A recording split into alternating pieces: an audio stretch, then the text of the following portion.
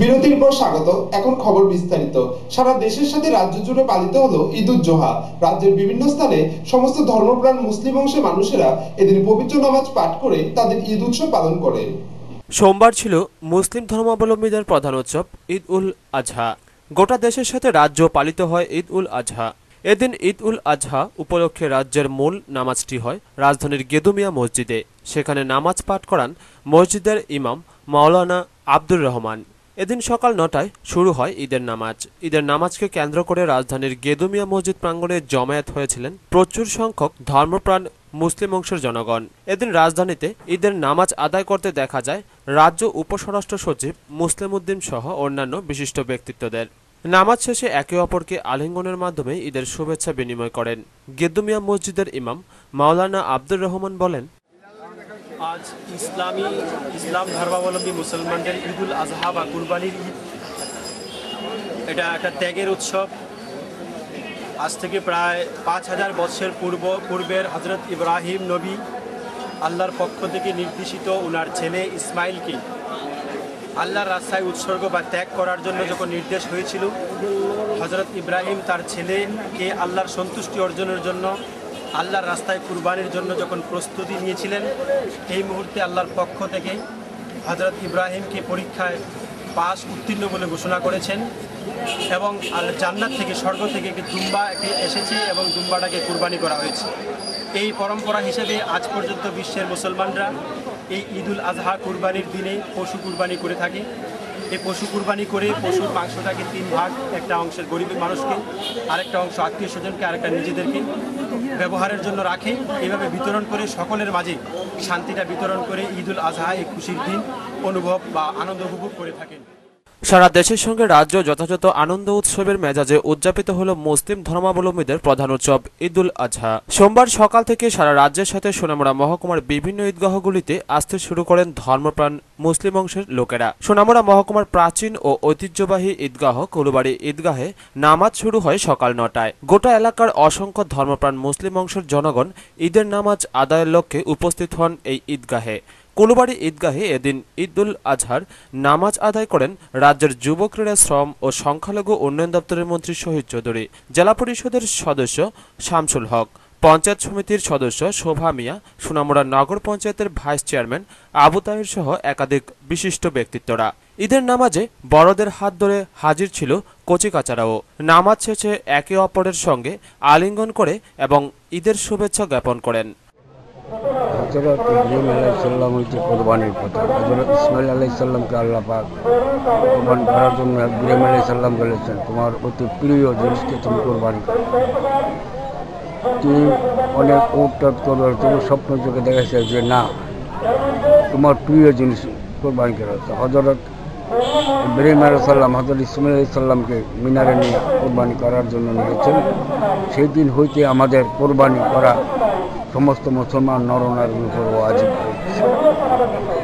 মূলত কোন ইয়েটার মধ্যে এই মানে কোন মাসটার মধ্যে তারিখটি কইয়া আরেকটু কম? জিলহজ মাসের 10 তারিখ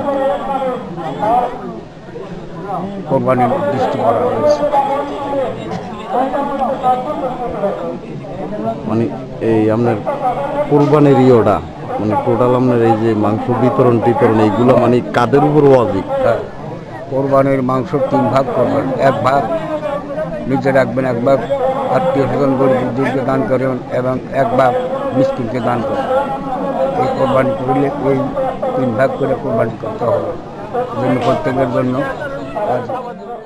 নামাজ শেষে মন্ত্রী শহীদ চৌধুরী বলেন, রাজ্যবাসীকে আন্তরিকভাবে ঈদের শুভেচ্ছা, ধন্যবাদ এবং ঈদ মোবারক জানাচ্ছি এবং ঈদ যাতে শান্তিপূর্ণভাবে অতিবাহিত হয় সেই প্রত্যাশাও করছি।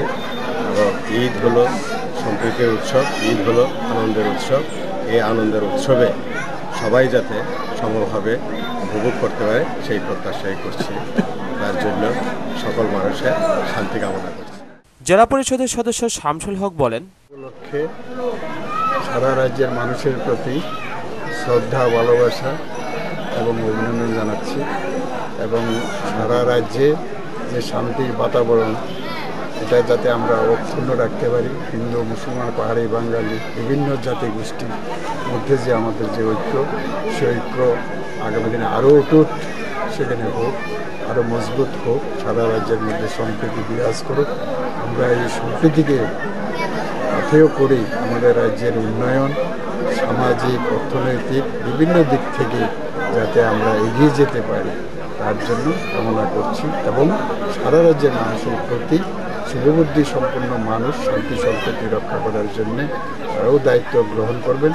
সরকার যেইভাবে প্রশাসনিক দায়িত্ব গ্রহণ করেছেন, তেমনি আমাদের যারা আপামর জনগণ তাদেরও সেখানে দায়িত্ব কর্তব্য রয়ে গেছে। অতীতেও সেই দায়িত্ব কর্তব্য পালন করেছেন, আগামী দিনে সেই দায়িত্ব কর্তব্য পালন করবেন এই আশা রেখে সকলের প্রতি আবারও শুভেচ্ছা, ঈদের শুভেচ্ছা জানিয়ে পরে নিজ নিজ বাড়িতে হয় পশু কুরবানি। এদিকে সোনামুড়া শহরের টাউন ঈদগাহেও অনুষ্ঠিত হয় ঈদের নামাজ। নামাজ শুরু হয় সকাল ৮টা নাগাদ। সোনামুড়া টাউন ঈদগাহে এদিন ঈদের নামাজ আদায় করেন প্রাক্তন মন্ত্রী বিল্লাল মিয়া, কংগ্রেস নেতা শাহ আলম সহ অসংখ্য ধর্মপ্রাণ মুসলিম অংশের জনগণ। নামাজ শেষে প্রাক্তন মন্ত্রী বিল্লাল মিয়া বলেন, ঈদুল জোহা আমাদের অনুষ্ঠিত হচ্ছে ভারতবর্ষে, বাংলাদেশে, পার্শ্ববর্তী নেপালে এবং সৌদি আরবে শনিবারে হয়ে গেছে। ঈদের জোহাতে আমাদের সবচেয়ে নিজের প্রিয়জনদেরকে দিয়ে, প্রিয় একটি জিনিসকে দিয়ে আমরা আল্লাহর হস্তে সেখানে কোরবানি করে থাকি, যে কোরবানির মাধ্যমে বিশ্বকে ইসলাম বুঝিয়ে দিয়েছে যে আমাদের প্রতিটা মানুষ তার ধর্ম করতে বা পালন করতে গিয়ে তার নিজস্ব যে ত্যাগ করার প্রয়োজন, সেই ত্যাগের একটা সুনির্দিষ্ট দিন আজকের ঈদের জোহা উপলক্ষে। আজকে সেটা বিশ্বের নবী হযরত সাল্লাম মোহাম্মদ আমাদের এটা সময়ে ব্যাপকভাবে সারা বিশ্বের মধ্যে আজকে কোরবানি হচ্ছে। যদিও নামাজ শেষে এখনও একে অপরের সঙ্গে আলিঙ্গন করে ঈদের শুভেচ্ছা জ্ঞাপন করেন। এদিকে সারা দেশের সাথে কাঠিলের যাত্রাপুর থানা এলাকার বিভিন্ন স্থানে পালিত হয় পবিত্র ঈদুল জোহা। থানা এলাকার বিভিন্ন স্থানে ইসলাম ধর্ম গ্রন্থ অনুযায়ী সকালে মসজিদ প্রাঙ্গণে চলে ধর্মপ্রাণ মানুষের নামাজ আদায়। নামাজ আদায়ের পর শুরু হয় গবাদি পশু কোরবানি। অপরদিকে মহিলারা ভালো নাস্তা খাবার তৈরিতে থাকে ব্যস্ত, প্রত্যেকের ঘরে ঘরে সাধ্যমতো। সকল রীতি নিয়ম মেনে এদিন কেকেনগর পঞ্চায়েত এলাকার হিম্মতপুর ও সাধাটিলা গ্রামের দুটি স্থানে শত শত মুসলিম মানুষ সকালে নামাজ আদায়ের পর হিম্মতপুর গ্রামে ১,৫,০০০ টাকা মূল্যের একটি গরু কুরবানি দেওয়া হয়। পবিত্র ঈদুল জোহাকে ঘিরে ব্যাপক উৎসাহ পরিলক্ষিত হয় সকলের মধ্যেই। ব্যুরো রিপোর্ট, খবর ত্রিপুরা। সাম্প্রতিককালে সবচেয়ে বড় সংঘর্ষ বিরতি চুক্তি লঙ্ঘন হলো জম্মুতে। পাকিস্তানের তরফ থেকে লাগাতার শেলিং ও গোলাগুলিতে প্রাণ হারিয়েছেন ৫ জন গ্রামবাসী, আহত হয়েছেন প্রায় ৩০ জন। সাম্প্রতিককালের সবচেয়ে বড় সংঘর্ষ বিরতি চুক্তি লঙ্ঘন হলো জম্মুতে। পাকিস্তানের তরফ থেকে লাগাতার শেলিং গোলাগুলি বর্ষণে প্রাণ হারিয়েছেন ৫ জন গ্রামবাসী, আহত হয়েছেন প্রায় ৩০ জন। জম্মুর অর্নিয়ায় আন্তর্জাতিক সীমান্ত বরাবর সেনা ছাউনি এবং সীমান্ত সংলগ্ন গ্রামগুলি লক্ষ্য করে হামলা চলে। সাম্প্রতিককালের সবচেয়ে বড় সংঘর্ষ বিরতি চুক্তি লঙ্ঘন হলো জম্মুতে। পাকিস্তানের তরফ থেকে লাগাতার শেলিং গোলাগুলি বর্ষণে প্রাণ হারিয়েছেন ৫ জন গ্রামবাসী, আহত হয়েছেন প্রায় ৩০ জন। জম্মুর আর্নিয়ায় আন্তর্জাতিক সীমান্ত বরাবর সেনা ছাউনি ও সীমান্ত সংলগ্ন এলাকাগুলি লক্ষ্য করে হামলা চলে। বিনা প্ররোচনায় পাক সেনার তরফে মর্টার শেল ছোড়া হয়, চলে লাগাতার গুলিবর্ষণও। সেনা সূত্রে খবর, এজন্য ব্যবহার করা হয়েছে ছোট স্বয়ংক্রিয় অস্ত্র এবং মর্টার বোমা। বিএসএফ এর তরফ থেকেও হামলার পাল্টা জবাব দেওয়া হয়। দুপক্ষের মধ্যে দীর্ঘক্ষণ ধরে চলে গুলির লড়াই। বারবার সংঘর্ষ বিরতি চুক্তি লঙ্ঘনের পর এবার অনুপ্রবেশের চেষ্টা। তবে জম্মু কাশ্মীরে জঙ্গিদের ওই অনুপ্রবেশের চেষ্টা রুখে দিয়েছে ভারতীয় সেনা। সেনা জঙ্গি সংঘর্ষে মৃত্যু হয়েছে ৩ জঙ্গির। উত্তর কাশ্মীরের টেংধার সেক্টরে নিয়ন্ত্রণ রেখায় সংঘর্ষে জড়িয়ে পড়ে দুপক্ষ। ভারতে ঢুকে পড়ার চেষ্টা করেছিল জঙ্গিদের একটি সশস্ত্র দল। বিষয়টি সেনাবাহিনীর নজরে আসতেই গুলি বিনিময় শুরু হয়ে যায়। ঘটনাস্থলে মৃত্যু হয় ৩ জঙ্গির। ৩টি AK-47 রাইফেল আটক করেছে পুলিশ। অন্যদিকে সীমান্তে উত্তেজনার জেরে দুদেশের সীমান্তরক্ষী বাহিনীর মধ্যে প্রতি বছর যে ঈদের শুভেচ্ছা বিনিময়ের অনুষ্ঠান হয় তা এবার স্থগিত হয়ে গিয়েছে। चाहूँगा कि पाकिस्तान को अब सीज फायर वायलेशन बंद करना चाहिए और इसी हकीकत को समझना चाहिए कि भारत में अब जमाना बदल चुका है। बस इतना ही कहना चाहूँगा। सबसे बड़ा क्योंकि बार बार सीज फायर वायलेशन करना और हमारे आज 4-5 लोग मारे गए हैं, ये खबर मुझे मिली है। इसकी जानकारी भी हमको जो हमारे BSF के DG हैं उनको हासिल कराइए। हमारी उनसे बातचीत आज सुबह भी हुई है। वैसे सेंट्रल गवर्नमेंट की फीस रिलीज के लिए वहाँ लगातार जो है फंड प्रोवाइड किया जा रहा है और मैं समझता हूँ कि वहाँ की स्टेट गवर्नमेंट की मशीनरी लगकर उसको रिहेबिलिटेट करने का प्रारंभ करने वाली है, ये जानकारी प्राप्त हुई है। और वैसे बराबर सेंट्रल गवर्नमेंट के द्वारा उसकी मॉनिटरिंग हो रही है, क्योंकि वहाँ काम करने वाली मशीनरी है स्टेट गवर्नमेंट की मशीनरी। और मैं स्टेट गवर्नमेंट से भी अपेक्षा करता हूँ कि वो अपनी मशीनरी ज़्यादा ऐसे मौके पे जबकि पार्क वालों की तरफ से हमें ईद के तोहफे मिलने चाहिए थे, इन्होंने वाकई एक अलग अंदाज में ये ईद मनाने का फैसला किया। सीज फायर तोड़ने का कोई मतलब ही नहीं है। ये इस बात की तरफ इशारा करती है कि ये जानबूझ के सिविलियन एरियाज को टारगेट किया गया, जिसकी जितनी निंदा की जाए कम होगी। ब्यूरो रिपोर्ट, खबर त्रिपुरा। ছত্তিশগড়ের গভীর জঙ্গলে নিরাপত্তা বাহিনীর জালে আটকে পড়েছেন মাওবাদীদের শীর্ষ নেতা গণপতি। ছত্তিশগড়ের গভীর জঙ্গলে নিরাপত্তা বাহিনীর বেষ্টনীর জালে আটকে পড়েছেন মাওবাদীদের শীর্ষ নেতা গণপতি। নানা সূত্রে এমনই খবর পাওয়া গিয়েছে। ৬৫ বছর বয়সী গণপতি নিষিদ্ধ ঘোষিত ভারতের কমিউনিস্ট পার্টি মাওবাদীর সাধারণ সম্পাদক। বেশ কিছুদিন ধরেই তাদের নজরকে ফাঁকি দিয়ে তিনি ও অন্য সর্বোচ্চ স্তরের মাওবাদী নেতারা ছত্তিশগড়, ঝাড়খণ্ড, উড়িষ্যা ও মহারাষ্ট্রের ঘন দুর্ভেদ্য জঙ্গলে যাওয়া আসা করছেন বলে অনুমান নিরাপত্তা বাহিনীর। বিভিন্ন সূত্রে শোনা যাচ্ছে গত ৯ মাসে দলে দলে মাওবাদী ক্যাডাররা সংগঠন ছাড়তে থাকায় পার্টির নেটওয়ার্ক দুর্বল হয়ে পড়েছে। পরিস্থিতি বিশ্লেষণে দক্ষিণ ছত্তিশগড়ের অভুজমারের জঙ্গলে গণপতি জরুরি বৈঠক করতে এসেছিলেন। শুধু ছত্তিশগড়েই ২০০-র বেশি মাওবাদী নানা কারণে বীতশ্রদ্ধ হয়ে পার্টি ছেড়ে আত্মসমর্পণ করেছেন। তাতেই প্রমাদ গুনছেন গণপতি। কিন্তু জঙ্গলে তিনি বৈঠক করেছেন বলে গোপন সূত্রে খবর পেয়ে তাকে চারিদিক থেকে ঘিরে ফেলেছে নিরাপত্তা বাহিনী। জঙ্গল থেকে পালানোর সব রাস্তাই কার্যত বন্ধ। ডজনের বেশি রাজ্য পুলিশ ও CRPF এর যৌথ দল মাওবাদীদের একেবারে মাথাটিকে হাতের মুঠোয় পেতে জঙ্গল ঘিরে চিরুনি অভিযান চালাচ্ছে। অন্ধ্রপ্রদেশের লোক এই মোস্ট ওয়ান্টেড মাওবাদী নেতার মাথার দাম ইতিমধ্যেই ৩ কোটি টাকা ঘোষিত হয়েছে। ব্যুরো রিপোর্ট, খবর ত্রিপুরা। নিয়ে নিচ্ছে আবার একটি বিজ্ঞাপন বিরতি, সঙ্গে থাকুন।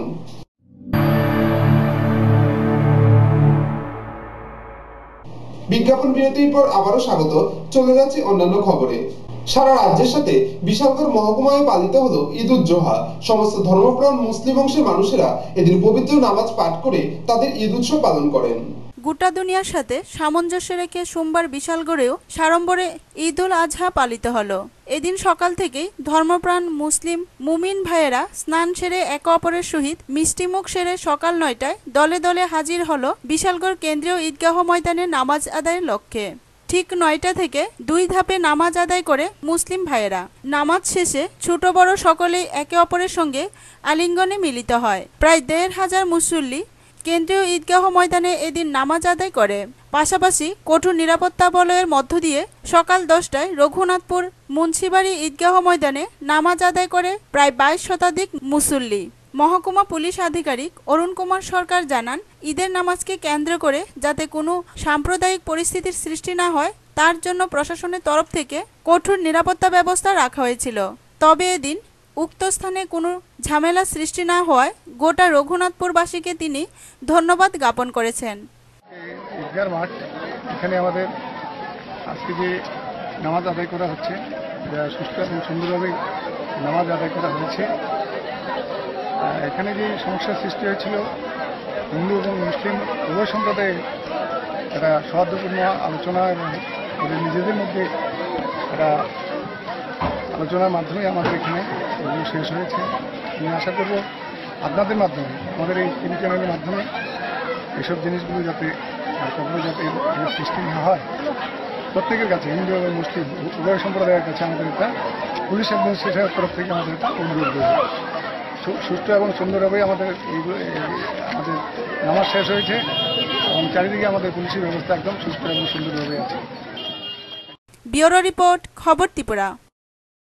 মঙ্গলবার কোজাগরী লক্ষ্মী পূজা, দেবীর প্রতিমাও পৌঁছে গেছে বাজারে হাটে। সারা রাজ্যের সাথে খোয়াই জেলার বিভিন্ন স্থানেও লক্ষ্মী পূজার প্রস্তুতি তুঙ্গে। শারদোৎসব শেষ হতে না হতে বাঙালির ঘরে ঘরে এবার ধনলক্ষ্মীর আগমনের ব্যাপক প্রস্তুতি জোরকদমে। কোজাগরী লক্ষ্মী পূজা উপলক্ষে ঘর বাড়ি পরিষ্কার পরিচ্ছন্ন হয়ে সেজে উঠেছে। দেবীর প্রতিমা ও পৌঁছে গেছে বাজার হাটে। চলছে দর কষাকষি, চলছে মৃৎশিল্পীদের মধ্যে প্রতিযোগিতা। তার মধ্যে আবার কেউ কেউ মৃৎশিল্পীদের ঠকিয়ে পাইকারি হারে মূর্তি কিনে বাজারে মূর্তির দাম করছে আকাশ ছোঁয়া। খুচরোর দরে সর্বনিম্ন দরের মূর্তি পাইকারি হারে কিনে নিচ্ছেন কেউ কেউ। মৃৎশিল্পীরা যে মূর্তি 40 টাকা বিক্রি করে দিতে, সেই মূর্তি মুনাফালোভীরা খুচরো দামে কিনে বাজারে 100 থেকে 150 টাকা, একেবারে 500 টাকা পর্যন্ত দর চড়াচ্ছে। কারণ কোনো কিছুরই যে আজ নির্দিষ্ট মূল্য ধারণ করা হয় না। বাজারে হাটে সাধারণ মানুষের কেবল পকেট কাটা ছাড়া আর কিছুই হচ্ছে না। তা বোধ হয় প্রশাসনের মোটা মাইনে পাওয়া কর্তাবাবুরা টেরই পাচ্ছেন না। হাড়ে হাড়ে টের পাচ্ছে শ্রমিক, কৃষক, মেহনতি মানুষরাই। তাই অনেকে আবার মূর্তির দিকে ঝোঁক না বাড়িয়ে চলে যাচ্ছেন মায়ের ছবি কিনতে। সেখানেও ভিড় জমতে দেখা গেল। সন্ধ্যা থেকে রাত, সময় যতই এগোবে লক্ষ্মী দেবীর দাম ততই ঊর্ধ্বমুখী হবে। কি বলছেন মৃৎশিল্পীরা? কেনই বা খুচরো বিক্রির পরিবর্তে পাইকারি হারে মূর্তি মুনাফালোভীদের কাছে বিক্রি করে চলে যাচ্ছেন? এই প্রশ্নের উত্তর খুঁজতে আমরা ছুটলাম বাজারে হাটে। তো এবার কি নিয়ে আইছো? কতগুলি আনছো? 50-60টা। কত বছর কিরকম আনছিল?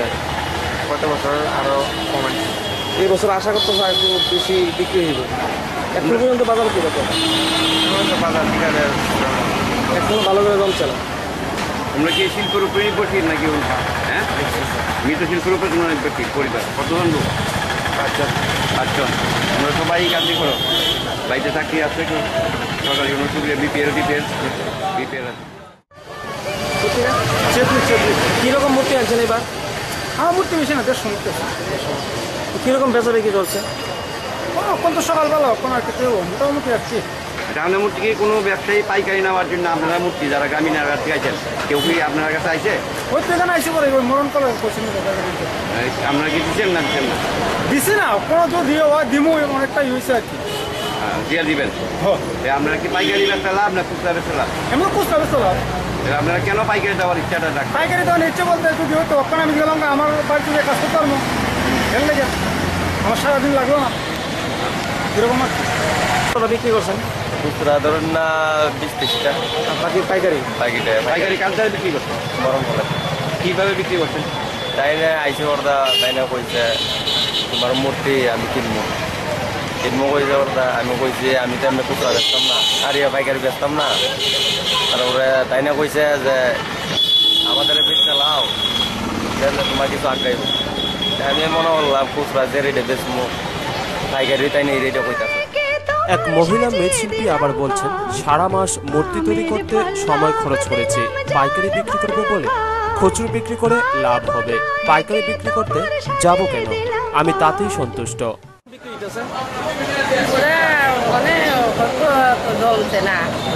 কত করে বিক্রি করেন মূর্তি? তো ভরডি 100 টাকা, চুড়ি 50 টাকা, আর পাইকারি কইতো ভরে 40 টাকা 30 টাকা। আমি বলছি না, আজকে আমরা 2 মাস ধরে যে বইয়া হচ্ছে আমরা এটা পুষ্ট না, আমরা বেচতাম। পাইকারি কে বিক্রি করতে হচ্ছে চিনেন নি? কিনতে আইসে চিনেন নি? হ্যাঁ, কি নাম? তো আমরা দিকে বাসাতে পারি। স্থানীয় মৃৎশিল্পীরা নাম করে মরণপাল নামে এক ব্যক্তির কথা বললেন, যিনি মৃৎশিল্পীদের কাছ থেকে পাইকারি হারে মূর্তি কিনে নিচ্ছেন। মৃৎশিল্পীরা যে দরে খুচরো বিক্রি করছেন সেই দরেই তিনি মূর্তিগুলি কিনে নিচ্ছেন। এতে মৃৎশিল্পীরা তো সন্তুষ্ট, কিন্তু সাধারণ মানুষ যেখানে 40 থেকে 50 টাকা দরে মূর্তি পেয়ে যেতেন, সেখানে কিন্তু এখন লক্ষ্মী দেবী চড়া দামে সাধারণ জনগণের ঘরে ঘরে পৌঁছবেন বলে মনে করা হচ্ছে। কারণ দর নির্ধারণের কোনো মাপকাঠি যেহেতু নেই, সে কারণে সাধারণ মানুষের পকেট হোক শূন্য, এতে কারোই বা কি আসে যায়। ব্যুরো রিপোর্ট, খবর ত্রিপুরা। ভারতীয় সীমান্তরক্ষী বাহিনীর চোখে ধুলো দিয়ে বাংলাদেশের চট্টগ্রাম থেকে 12 বছরের একটি শিশু তেলিয়ামুড়া চাকমাঘাট পর্যন্ত পাড়ি দেওয়ার ঘটনাকে কেন্দ্র করে চাঞ্চল্য ছড়িয়েছে গোটা এলাকা জুড়ে। পরে তেলিয়ামুড়া থানার পুলিশ শিশুটিকে থানায় নিয়ে যায়। ভারতীয় সীমান্তরক্ষী বাহিনীর চোখে ধুলো দিয়ে বাংলাদেশের চট্টগ্রাম থেকে 12 বছরের একটি শিশুর তেলিয়ামুড়া চাকমাঘাট পর্যন্ত পাড়ি দেওয়ার ঘটনাকে ঘিরে গোটা তেলিয়ামুড়া শহরে চাঞ্চল্য সৃষ্টি হয়েছে। তবে কি কোনো পাচার চক্রের শিকার হয়েছিল সেই শিশুটি? এই বিষয়টি উড়িয়ে দিচ্ছে না পুলিশ প্রশাসন। ঘটনার বিবরণে জানা যায়, রবিবার সন্ধ্যায় আলামিন আরাফত নামে 12 বছরের একটি শিশুকে চাকমাঘাটের একটি চায়ের দোকানে পাওয়া যায়। তখন চাকমাঘাটের শশীমোহন দেবনাথ নামে একজন ছেলেটিকে বাড়িতে আশ্রয় দেয়। পরের দিন সকালে পুনরায় চাকমাঘাটের বাজারে গুয়াহাটির উদ্দেশ্যে রওনা দিতে এলে ছেলেটিকে দেখতে ভিড় জমায় লোকেরা। নানান প্রশ্নের উকি মারতে থাকে ওই জায়গার মানুষদের মধ্যে। তবে ছেলেটিকে সঠিক ঠিকানায় পৌঁছে দেওয়ার জন্য খবর দেওয়া হয় তেলিয়ামুড়া থানায়। এই ব্যাপারে ছেলেটিকে জিজ্ঞাসাবাদ করা হলে সে জানায় তার বাড়ি বাংলাদেশের চট্টগ্রামের ফ্রিবুড এলাকায়। তার বাবার নাম স্বর্গীয় আক্কাস আলী, মার নাম জোহরা বেগম। সে জানায় অক্টোবরের 3 তারিখ বাংলাদেশের ভবানীপুর দিয়ে সোনামুড়া হয়ে উদয়পুরে পৌঁছে তারপর আগরতলা এবং রবিবার সন্ধ্যায় তেলিয়ামুড়া চাকমাঘাট এলাকায় পৌঁছে। সে আরও জানায় তেলিয়ামুড়া থেকে গুয়াহাটি, তারপর কাজের উদ্দেশ্যে কলকাতায় চলে যাবে সে। তার কাছে একটি বাংলাদেশের মোবাইল কেনার রসিদ, একটি ঠিকানার কাগজ ও একটি ফোন নম্বর পাওয়া যায়। শিশুটিকে এই ফোন নম্বরটি একজন তেলিয়ামুড়ার লোক দিয়েছিল বিপদে পড়লে যোগাযোগ করার জন্য। আলামিন। আল্লামিয়া। আলামিন। আলামিন। বাবার নাম? বাবার নাম আক্কাস আলী। হ্যাঁ? আক্কাস আলী। আক্কাস হাদিন। আক্কাস আলী। আক্কাস আলী। কোন জায়গায় বাড়ি? বাড়ি চট্টগ্রাম। চট্টগ্রাম। এখানে কার সঙ্গে আসছো? একা। একা? কিভাবে আসছো? গাড়িতে। কোন গাড়িতে? প্রথমে আমি ভবানীপুর দিয়ে উঠছি, সোনামুড়া পর্যন্ত আসছি, এরপরে সোনামুড়া থেকে আগরতলা আসছি। তোমার সঙ্গে আর কে আছে? কেউ আছে? আমি একাই আসছি। এই জায়গাটার নাম চিনো? জানো এই জায়গাটাকে চিনো? এই জায়গাটার নাম তেলিয়ামুড়া। হ্যাঁ, তেলিয়ামুড়া। তো মানে কেন তুমি বাড়ি থেকে কেন এসছো এখানে? বাড়িতে এমনি ঘুরতে আসছি। মা বাবা জানে? বাবা নেই। মা জানে? মার কি অবস্থা হবে তুমি জানো এখন তুমি এখানে আছো? তবে একটি প্রশ্ন, কিভাবে এই শিশুটি সীমান্তরক্ষী বাহিনীর চোখে ধুলো দিয়ে বাংলাদেশ থেকে তেলিয়ামুড়ায় এসে পৌঁছলো? এর সঙ্গে কি কোনো শিশু পাচার চক্রের হাত রয়েছে, না তেলিয়ামুড়া শহরে ও শিশু পাচারকারীরা আস্তানা গেড়েছে? উড়িয়ে দিচ্ছে না কোনো মহলেই এই ব্যাপারটাকে। কি কইছে পেস? পেস করে কিছু কইছে না, কইছে এইজন্য কিটা কইছে আমরা কইছি এরকম বাচ্চা বাংলাদেশ করা অবশ্য, তো আমরা একই লাভ হইব। আসলে ঘটনাটা কি? বাচ্চাটা এখানে ঘটনা কি আমরা সঠিক কথা না, ওখানে সে ধরা পড়ছে পরে ট্রেনের পরের মধ্যে বাংলাদেশের ঠিকানা টুকানা আছে, আরেকজনের বাইক নিছে, হিসেবে কইছে এবারে কি দাস বলে নিয়ে রাখছে, খাইছে, তো ওইখানে দোকানের সামনে আনছে পরে তো সত্য তথ্য পাওয়া গেছে, কইছে আমার বাড়ি বাংলাদেশ। প্রথম বলছো না তোমার বাড়ি গুয়াহাটি? মিথ্যে কথা বলছি। বাবা টেলারি কাজ করে, ভাইও টেলারি কাজ করে। টেলারি কাজ করে কিন্তু বাবা নেই। গুয়াহাটি? না। প্রথম তো গুয়াহাটি বললে। হ্যাঁ। মিথ্যা কথা কেন বলছো? আমাদের দোকানের সামনে আসে। আর মিথ্যা কথা বলবো না। তোমাকে মাগনা টিফিন করেছি আমি। শেষ পর্যন্ত তেলিয়ামুড়ার পুলিশ শিশুটিকে চাকমাঘাট থেকে উদ্ধার করে তেলিয়ামুড়া থানায় নিয়ে যায়। তবে ছেলেটি কিছু মিথ্যার আশ্রয় নিয়েছিল বোঝা যায়। শিশুটিকে তেলিয়ামুড়া আসার ব্যাপারে বিএসএফ এর কাছে দিয়ে কিভাবে আসলো জানতে চাইলে সে জানায়, ছিল আমি একা কি করে আসতে পারিস? বর্ডার পার হয়ে। বাংলাদেশ থেকে আসার সময় কেউ আটকায়নি?